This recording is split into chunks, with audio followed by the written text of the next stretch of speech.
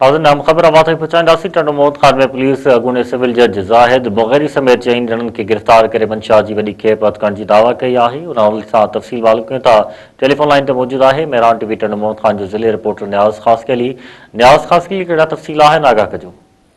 जी बिल्कुल, टंडो मोहम्मद खान पुलिस पारां मंशा ते खात्मे लाइ जारी कयल मुहिम दौरान अॼु हिकु अहम कार्रवाई कई है। हैदराबाद जे मेन रोड ते बी सेक्शन थाने जी पुलिस पारां कामयाब कार्रवाई कंदे एक अॻूणे सिविल जज ज़ाहिद हुसैन मुगहरी समेत 4 जवाबदारनि खे गिरफ़्तार कयो वियो आहे। पुलिस धारियुनि मूजिब गिरफ़्तार कयल जवाबदारनि जे कब्ज़े मां 14 कट्टा चूरो सोपारी मंशा जब्त कई वई आहे। गिरफ़्तार जवाबदारनि में ज़ाहिद मुगहरी सां गॾु साजिद लाशारी, बिलाल सुमरो ऐं मुनीर मला पिणु शामिल आहिनि।